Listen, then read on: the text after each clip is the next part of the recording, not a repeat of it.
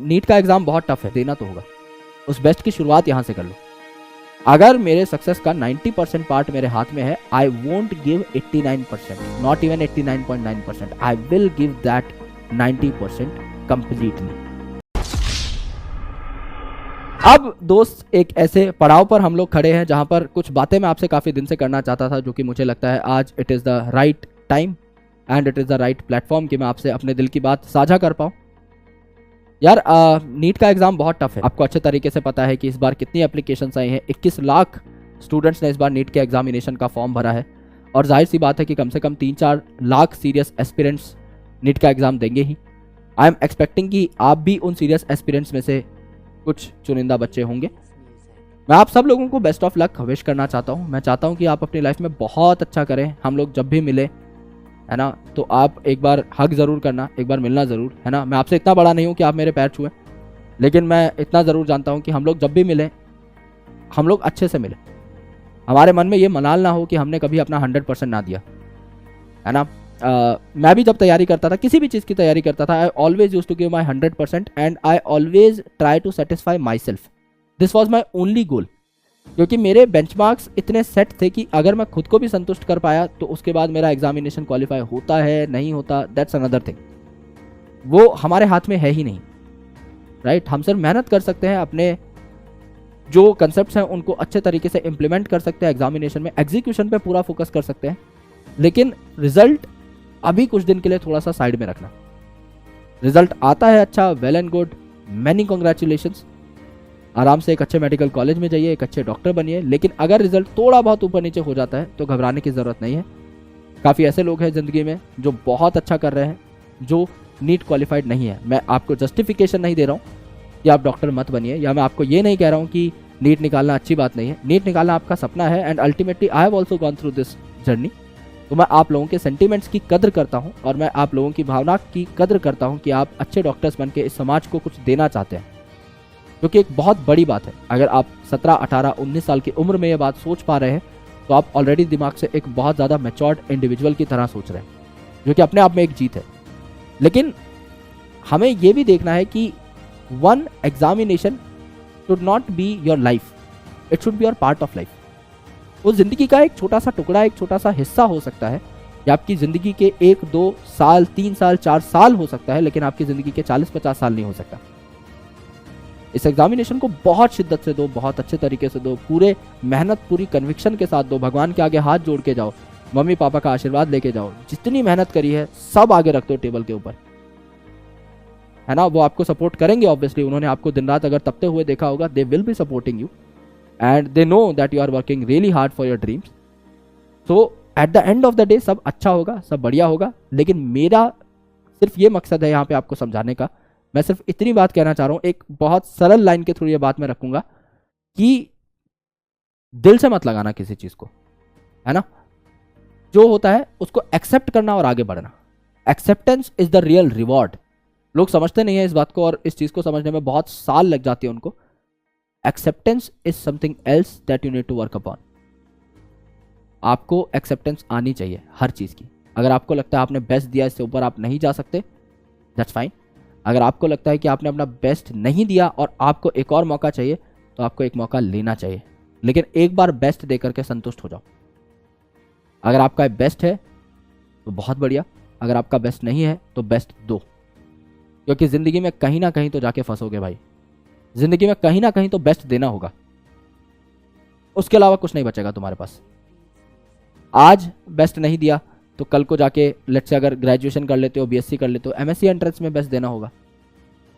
MSc entrance में best नहीं दिया, कहीं प्राइवेट से आपने एमएससी कर ली, पीएचडी एंट्रेंस में बेस्ट देना होगा, किसी असिस्टेंट प्रोफेसर के इंटरव्यू में बेस्ट देना होगा, लेकिन कहीं ना कहीं बेस्ट देना तो होगा। उस बेस्ट की शुरुआत यहाँ से कर लो।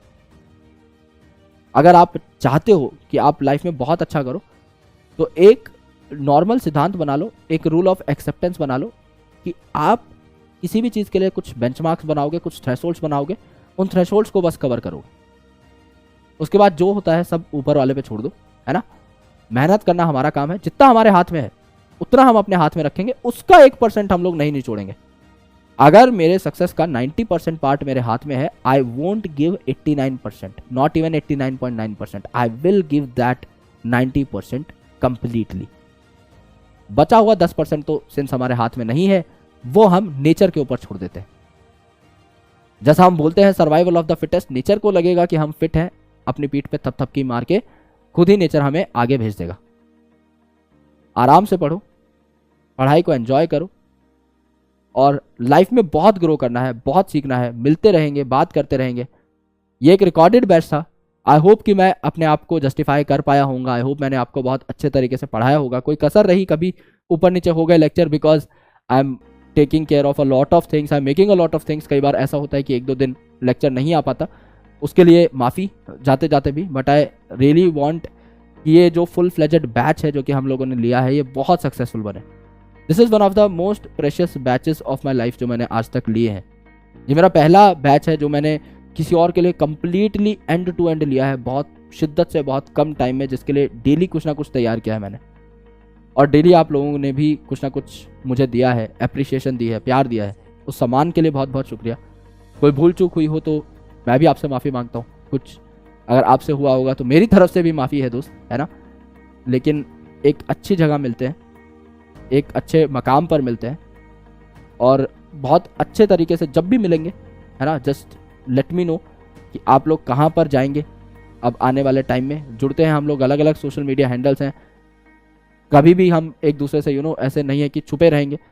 ऑब्वियसली हम लोग कहीं भी कनेक्ट हो सकते हैं, तो जुड़े रहते हैं। कभी मैं अगर आपके शहर में आ रहा हूँगा तो आई विल मेक श्योर कि मैं कहीं पोस्ट कर दूँ किसी भी सोशल मीडिया हैंडल पर, जहाँ भी मुलाकात हो सकेगी। मिलेंगे ज़रूर। मैं काफ़ी कम स्टूडेंट से मिला हूँ लाइफ में, क्योंकि मेरे ऑफलाइन सेशंस बहुत कम रहे।